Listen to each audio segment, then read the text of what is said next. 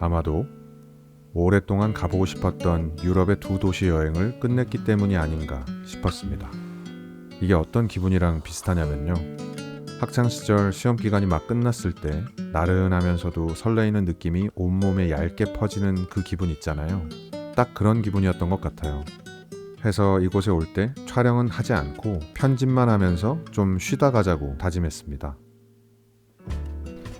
그런데 따사로운 햇살과 살랑이는 기온 때문에 결국 카메라를 들지 않을 수가 없었습니다.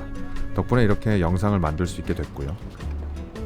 이번 시칠리아 여행에서는 좋은 일과 나쁜 일이 마치 합을 맞춘 것처럼 사이좋게 퐁당퐁당 일어났거든요.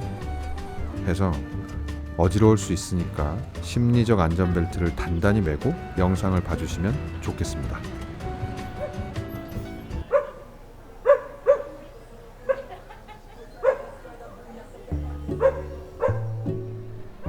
영상을 찍겠다는 사람이 끼니는 놓쳐도 햇살을 놓치기는 어렵죠. 보시는 것처럼 건물 자체는 굉장히 낡은 편이에요. 하지만 때로는 낡은 것들이 멋져 보일 때가 있잖아요. 지금 보이는 이곳 팔레르모 풍경이 딱 그랬습니다. 단순히 낡았다는 것 하나로는 멋스러운 맛을 내기는 어려운 것 같아요. 여기엔 햇살 한 다발이 반드시 필요하고 또 열을 식혀줄 그늘 한쪽, 그리고 시원한 바람도 꼭 한 컵 있어야 하고요. 또 적정량의 청결이 반드시 한 스푼 들어가야 할 것 같습니다. 아참, 이렇게 멋스러운 풍경에 미세먼지 몇 방울을 떨어뜨리면 망하겠죠. 팔레르모 시내를 걸으면서 미세먼지 한 톨 묻어있지 않은 이곳의 햇살이 저는 무척 부러웠습니다. 그리고 사람들의 옷차림을 한번 보세요. 뭔가 통일된 느낌이 좀 덜하죠. 누구는 반팔도 입고 누구는 가을 혹은 겨울 점퍼를 입고, 이게 왜 그런 거냐면 햇볕 아래에 있으면 땀이 송글송글 맺힐 정도로 덥지만 그늘 아래로 가면 굉장히 서늘해지거든요. 개인적으로 제가 참 좋아하는 날씨입니다.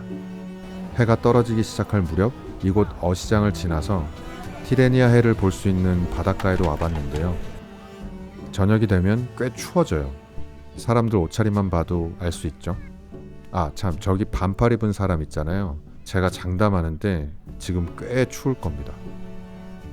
아무튼 저는 원체 바다를 좋아하는 사람이라 이곳에 오기는 했지만 성수기인 한여름이 아니라서 볼거리는 많이 없었던 것 같아요. 이곳보다는 시칠리아 섬에서 마지막으로 들른 도시인 시라쿠사의 바다가 훨씬 볼거리가 많았습니다.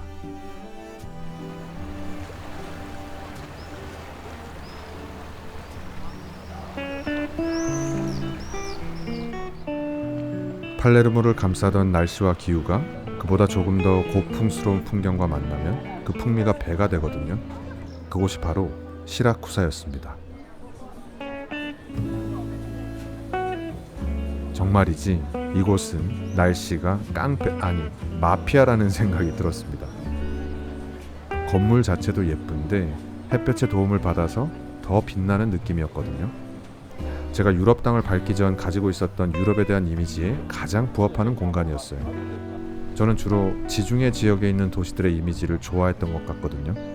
계절의 편차가 크지 않고 자원이 풍부해서 혹독하고 변화무쌍한 계절에 사는 사람들이 보기에는 호강의 겨운 소리를 철학으로 내세우는 사람들이 살고 있는 땅.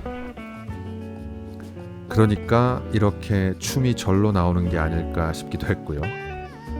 정말이지 날씨 하나는 복받은 것 같습니다. 해안가 안쪽의 풍경도 굉장히 예뻤습니다.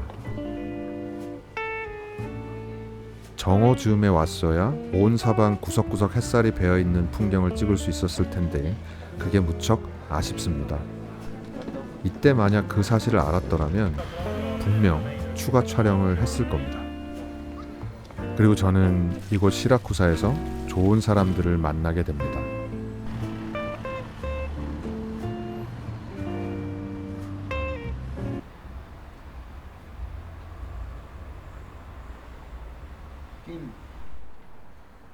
먼저 시라쿠사 숙소의 호스트입니다. 그는 참 배려가 많고 심성이 착한 사람이었어요. 그나저나 이탈리아에서는 하루에 5끼를 먹는 문화가 있다고 들었거든요. 근데 제가 보기에 호스트는 하루에 한 15끼 정도는 먹을 것 같았는데 실제로 하루 종일 숙소에 있으면서 지켜보니까 하루에 2끼밖에 안 먹더라고요. 양도 뭐 그렇게 많지 않았고요. 저한테 음식을 해주기도 했던 참 좋은 호스트였습니다. 그리고 호스트는 잘 때 코를 아주 심하게 골았어요. 옆방이 제 방까지 뻥 뚫린 듯 들렸는데 한 번은 소리가 멈추고 정막이 흐를 때가 있거든요. 이거 혹시 죽은 거 아니겠지? 저는 덜컥 겁이 나기도 했습니다. 그래서 아침에 만날 때마다 제가 잔소리를 좀 했어요. 병원에 가서 제발 치료를 좀 받아보라고요. 저도 잘 때 코를 고는 사람이라 코를 곤다는 거 가지고 잔소리를 한 건 아니고 혹시 고도비만 때문에 호흡을 멈추는 건 아닐까 싶어서 치료를 권했던 겁니다. 아무튼 그가 건강하게 잘 지냈으면 좋겠습니다. 그리고 이 두 분, 아기 선생님과 바알 여사님, 팔레르모 숙소에서 만나서 많은 이야기를 나누었던 두 분을 시라쿠사에서 다시 만나게 됐습니다. 이름이 아기 그리고 바알이에요. 영국에서 온 노부부였습니다. 이 당시에 두 사람의 이름이 한국어 발음으로는 어떤 의미인지 제가 알려드리기도 했는데 이거 아직까지 기억하실지는 잘 모르겠습니다. 두 분 금술이 참 좋아 보이죠? 두 분은 제 부모님과 연세가 비슷하셨거든요. 저는 제 부모님이 서로 손을 잡고 거리를 걷는 모습이 이거 상상이 잘 안 됩니다. 아마 제 부모님 세대의 대부분의 분들이 그러실 거라고 생각하는데 훗날 저희 세대가 노인이 됐을 땐 어떨까요? 그땐 조금 달라질까요? 아무튼 정말 이 두 분과 별의별 이야기를 다 했던 것 같아요. 두 분이 청춘이었던 시절에 마치 선물 같은 존재였던 비틀즈에 관한 이야기, 현재 두 분의 손자 손녀가 좋아하는 K-팝에 관한 이야기, 그리고 아기 할아버지가 거의 70년 가까이 서포트를 하고 있는 토트넘과 손흥민에 관한 이야기. 현재 기준으로 얼마 전에 대한민국의 나이 계산법이 바뀌었잖아요. 그때 제게 문자를 보내기도 했습니다. 손흥민이 1살 어려져서 기분이 무척 좋다고요. 아무튼 그들과 시라쿠사에서 이틀을 만났어요.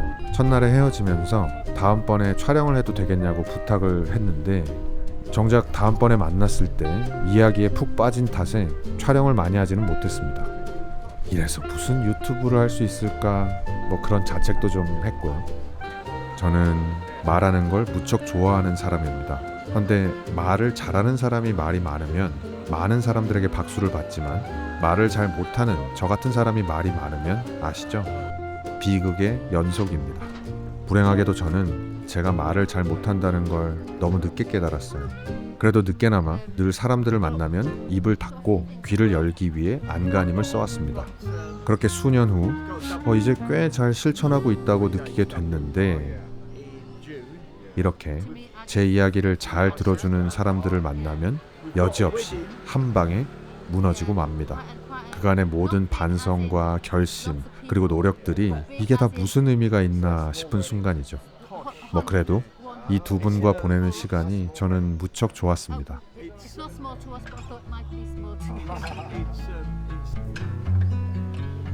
그리고 저는 여행을 하다 제 부모님 세대 분들을 만나면 늘 여쭤보는 게 하나 있습니다. 인생을 살면서 가장 아쉬운 순간 혹은 후회되는 순간이 언제였는가 하는 질문이거든요. 근데 발 여사님이 의외의 답변을 하시더라고요. 대학을 못 가본 게 아쉽다고 하셨어요. 여사님의 집안은 경제적으로 넉넉한 편이 아니었기 때문에 대학은 꿈도 꿀 수 없었다고 하더라고요. 저는 아마도 예상 답변을 정해놓고 있었던 게 아닌가 싶었습니다. 제 머릿속에 들어있는 그 예상 답변에는 당연히 제 욕망이 스며들어 있을 테고요. 그런데 제게는 아무런 고민의 대상이 아니었던, 그러니까 대학의 이름이 간절했지 대학 가는 것 자체가 고민거리는 아니었기 때문에 저는 그 답변을 아마도 의외라고 생각했던 것 같아요.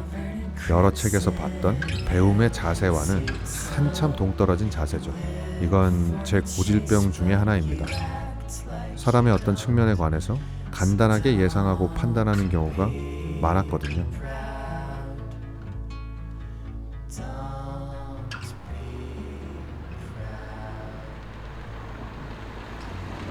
그리고 저는 팔레르모와 시라쿠사 사이에 카타니아라는 도시에도 머물렀습니다.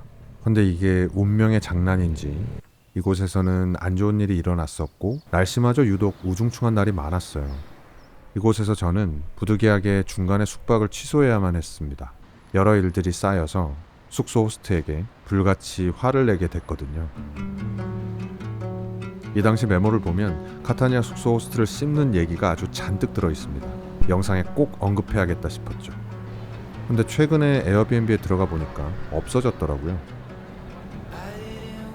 본인 사정으로 인해 운영을 중단했을 수도 있지만 제 생각엔 정지를 당한 게 아닌가 싶기도 합니다. 제가 묵은 이후에도 좋지 않은 리뷰가 엄청 많았었거든요. 중간에 숙소를 취소하고 떠나는 날 저는 호스트에게 그래 내가 화를 낸 건 미안하지만 다음부터는 호스트로서의 기본은 좀 지켰으면 좋겠다 라는 당부를 했었는데 아예 제 말을 무시했던 거겠죠. 이렇게 된 이상 영상에서 자세한 얘기를 할 필요는 없겠다 싶었습니다. 아무튼 제 기분이 그래서인지 아니면 날씨 탓인지 카타니아는 제가 머물렀던 세 도시 중에 가장 별로였어요. 게다가 왜 이렇게 차나 바이크를 탄 인간들이 제 옆을 지나치면서 캣콜링을 해대고 막 야유를 보내는지 그 순간을 모두 담지 못한 게 참 아쉬운 마음이 들 정도입니다. 사실 유럽 어디를 가도 인종차별은 늘 있었어요.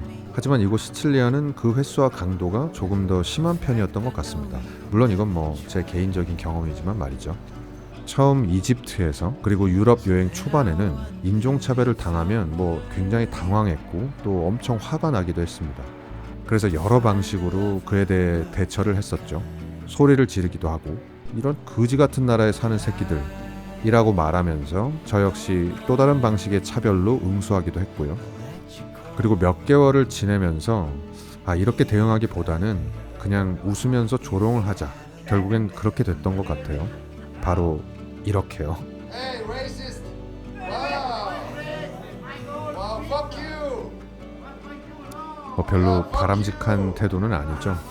이 골목길을 지나가는데 여기 화면상 중간에 서 있는 친구가 야 중국인 우리 좀 찍어봐 이런 말을 짓거리더라고요.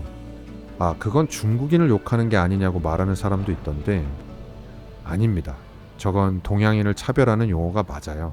어떤 한 사람을 이루는 정체성을 세세하게 살피고 구분하지 않을 때 보통 차별이 일어나잖아요.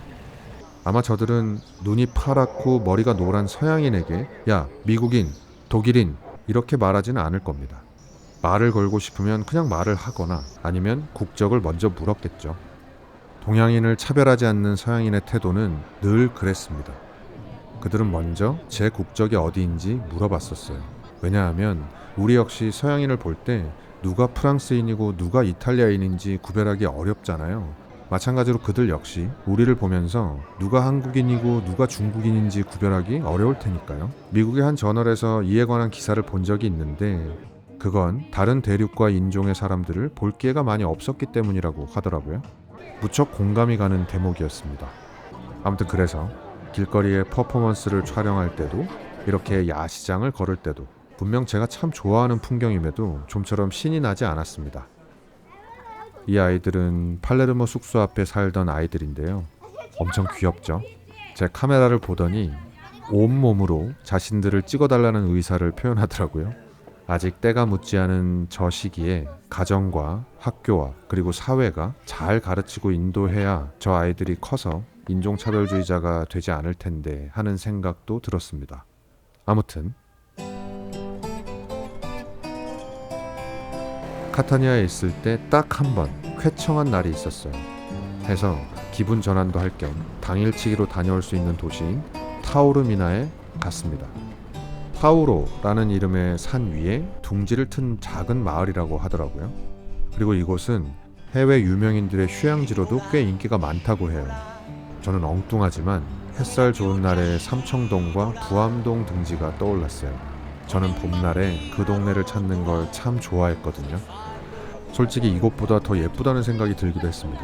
물론 이곳이 아무리 한국의 어느 동네와 비슷하거나 조금 덜 예쁘다고 해도 한국 사람들에게는 이국적 정치라는 아주 강렬한 이점이 더해지기 때문에 실제 느낌은 무척 다르겠지만 말이죠. 그리고 이렇게 탁 트인 바다가 있다는 것도 굉장히 큰 장점입니다. 물론 바다를 좋아하는 저 같은 사람에게는 말이죠. 참, 사람을 빠뜨렸네요. 제게는 여행지에서 제가 마주치는 사람들의 성향 역시 무척 중요한 요소인 것 같아요. 여기가 아주 유명한 관광지라 그런지 상인들에게서 인종차별을 당한 일은 없었습니다. 그리고 시간대도 참 잘 맞춰온 것 같아요. 이때가 오후 2시경이었거든요. 개인적으로는 이때에 가장 예쁜 영상을 담을 수 있는 것 같아요. 어떠신가요? 햇살 아래 풍경들이 참 예쁘지 않나요? 높은 지대에 있어서 바람이 좀 많이 불었던 게 아쉬운 포인트였습니다. 물론 촬영을 하지 않았다면 더할 나위 없이 반가운 바람이었겠지만 제가 영상용 삼각대를 쓰지 않는 탓에 촬영을 할 때의 바람은 언제나 불청객이 되거든요. 부디 너그러이 양해 부탁드리겠습니다. 화면이 너무 흔들려서요. 저 멀리에 설산도 보입니다. 편집을 하고 있는 지금 시점에서 얼마 전 저는 남미의 어느 한 도시에서 설산 근처를 간 적이 있는데 굉장히 매력적이었어요. 이게 단지 눈이 덮여 있는 것 뿐인데 그렇지 않은 산과는 완전히 다른 차원의 기운이 느껴지더라고요. 먼 훗날 제 카메라로 담은 설산의 모습을 보실 수 있을 겁니다. 아주 먼 훗날이 될 예정이라 그저 송구한 마음입니다만, 아무튼 오늘도 끝까지 함께 해주셔서 정말 진심으로 고맙습니다.